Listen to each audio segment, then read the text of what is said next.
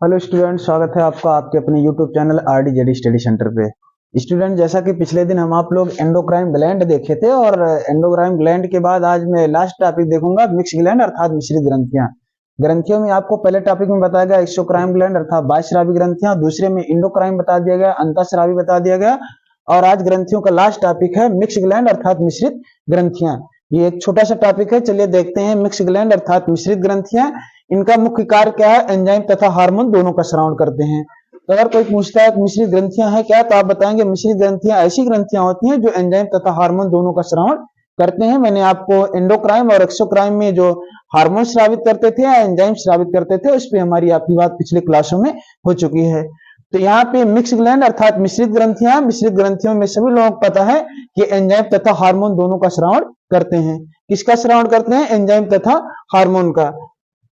तो इसमें मिश्रित ग्रंथियों में मिक्स ग्लैंड में हमें आपको पेनक्रियाज का अध्ययन करना है। पेनक्रियाज अर्थात अग्नाशय एक ऐसी मिश्रित ग्रंथि है जो कि एंजाइम तथा हार्मोन दोनों का श्रवण करते हैं। तो अगर पूछता है मिक्स ग्लैंड कौन से हैं, तो आप बताएंगे मिक्स ग्लैंड पेनक्रियाज अर्थात अग्नाशय को कहा जाता है और अग्नाशय एक ऐसी ग्रंथि है जो एंजाइम तथा हार्मोन दोनों का श्रवण करते हैं।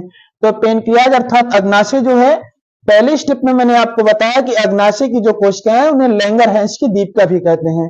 तो अग्नाशय की जो कोशिकाएं होती हैं, कोशिकाएं गुच्छनुमा संरचनाओं में पाई जाती हैं और उन गुच्छनुमा संरचनाओं के विषय में सर्वप्रथम वैज्ञानिक बताए थे लैंगरहैंस ने।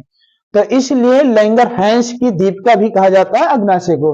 तो अगर कोई पूछता है कि अग्नाशय को लैंगरहैंस की दीपिका क्यों कहते हैं, तो अग्नाशय को लैंगरहैंस की दीपिका इसलिए कहा जाता है क्योंकि उसके विषय में बताया किसने था? तो लैंगरहैंस ने बताया था।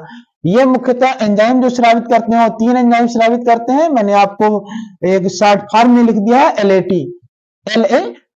L फॉर लाइपेज होगा, A फॉर एमाइलेज होगा, T for trypsin. L for lipase, A for amylase, T for trypsin. मैंने फुल फॉर्म यहाँ पे लिख दिया है लाइपेज, एमाइलेज और ट्रिप्सिन। तो पेनक्रियाज अर्थात अग्नाशय कितने प्रकार के एंजाइम श्रावित करते हैं? तो 3 प्रकार के एंजाइम श्रावित करते हैं। पहला कहेंगे लाइपेज, दूसरा एमाइलेज, तीसरा ट्रिप्सिन। शॉर्ट फॉर्म क्या होगा? LAT लाइपेज, एमाइलेज और ट्रिप्सिन। लाइपेज, एमाइलेज और ट्रिप्सिन। ध्यान रखना, लाइपेज का जो कार्य होता है वसा का पाचन करते हैं, एमाइलेज का जो कार्य होता है मंड या चोकर का पाचन करते हैं, जबकि ट्रिप्सिन का जो कार्य होता है प्रोटीन का पाचन करने का कार्य करता है। तो पहला लाइपेज वसा का पाचन करता है, दूसरा एमाइलेज मंड या चोकर का पाचन करते हैं, तीसरा है ट्रिप्सिन किसका पाचन करता है? तो प्रोटीन का। तो पेनक्रियाज अर्थात अग्नाशय में एंजाइम पाए जाते हैं 3, LAT, लाइपेज, एमाइलेज और ट्रिप्सिन। लाइपेज का कार्य वसा का पाचन करना, एमाइलेज का कार्य मंड या चोकर का पाचन करना, जबकि ट्रिप्सिन का कार्य प्रोटीन का पाचन करना। आइए देखते हैं हार्मोन क्या होगा। तो इसमें हार्मोन भी मुख्यतः 3 प्रकार के पाए जाते हैं और जो 3 प्रकार के हार्मोन पाए जाते हैं, पहला अल्फा सेल होता है, दूसरा बीटा सेल होता है, तीसरा गामा सेल। तो हार्मोन बनाने के लिए 3 प्रकार की सेलें पाई जाती हैं पेनक्रियाज अर्थात अग्नाशय में।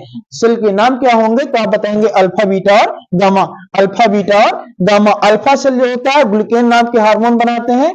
यह ग्लूकेगान जो होता है ग्लूकोज के रूप में बॉडी में स्टोर रहता है।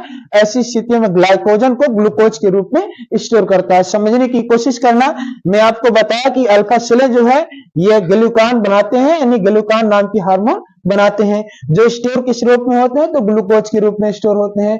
ध्यान रखना, ये अल्फा सेलें जो ग्लूकान नाम के हार्मोन्स ग्लूकोज के रूप में बॉडी में स्टोर रखते हैं। जब खाना पीना छोड़ देते हैं, बॉडी में एनर्जी की कमी होती है, तब ऐसी स्थितियों में स्टोर रहता है ग्लाइकोजन के रूप में, जो कि बॉडी में मुक्त होता है ग्लूकोज के रूप में, जिससे हमें आपको क्या मिल जाती है? एनर्जी अर्थात ऊर्जाएं मिल जाती हैं।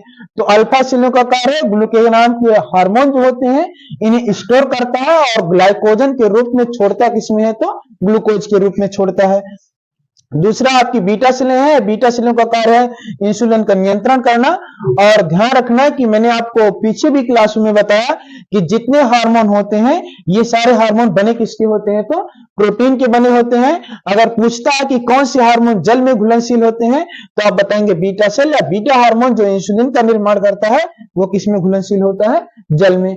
तो इंसुलिन ही एक ऐसा हार्मोन है जो जल में क्या होता है? घुलनशील होता है।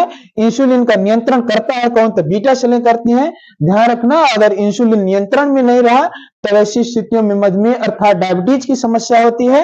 और डायबिटीज की जब समस्याएं हो जाती हैं तब ऐसी स्थितियों में उसे नियंत्रित करने के लिए हमें आपको खाना क्या पड़ेगा, जिंक खाना पड़ेगा। तो ध्यान रखना, मधुमेह अर्थात शुगर से बचने के लिए हमें आपको पर्याप्त मात्रा में जिंक लेना पड़ेगा। अगर बॉडी में जिंक की कमी हुई तब ऐसी स्थितियों में इंसुलिन अनियंत्रित हुआ, और जब इंसुलिन अनियंत्रित हुआ तब ऐसी स्थितियों में डायबिटीज अर्थात मधुमेह जैसे रोगों का सामना करना पड़ेगा। इसलिए हमें जिंक युक्त चीजें, चाहे वो कड़ी के पत्ते हो या जामुन हो, और जिन भी खाद्य पदार्थों में जिंक की मात्राएं पाई जाती हैं ऐसे पदार्थों का सेवन हमें आपको करना है। ध्यान रखना, अगर बीटा सेल डैमेज होती है, इंसुलिन डैमेज होता है, तो रोग क्या होगा, मधुमेह या डायबिटीज होंगे। उसको नियंत्रित करने के लिए हमें आपको खाना क्या पड़ेगा, जिंक खाना पड़ेगा। अगले स्टेप में मैंने बताया कैसे कौन से हार्मोन है जो जल में घुलनशील होते हैं, तो क्या बताएंगे, इंसुलिन बताएंगे। रेलवे में कई बार पूछा गया प्रश्न है कि जल में घुलनशील हार्मोन कौन से होते हैं, तो इंसुलिन होते हैं। अगला गामा सेल है। गामा सेल जो हार्मोन बनाते हैं, सोमेटोस्टेटिन नाम के हार्मोन बनाते हैं। ये सोमेटोस्टेटिन नाम के जो हार्मोन है, इनका मुख्य कार्य है ऊर्जा का स्वांगीकरण करना। ध्यान रखना, अगर बॉडी में सोमेटोस्टेटिन नाम के हार्मोन नहीं स्रावित होते हैं या नहीं बनते हैं तो आप लगातार भोजन को खाते रहेंगे या खाद्य पदार्थों को खाते रहेंगे, लेकिन इसी स्थितियों में ऊर्जा का स्वांगीकरण अर्थात बॉडी में अवशोषण नहीं हो पाएगा। हम आप इसे ये भी कहते हैं कि चबाओ बकरी की तरह और सुखाओ लकड़ी की तरह।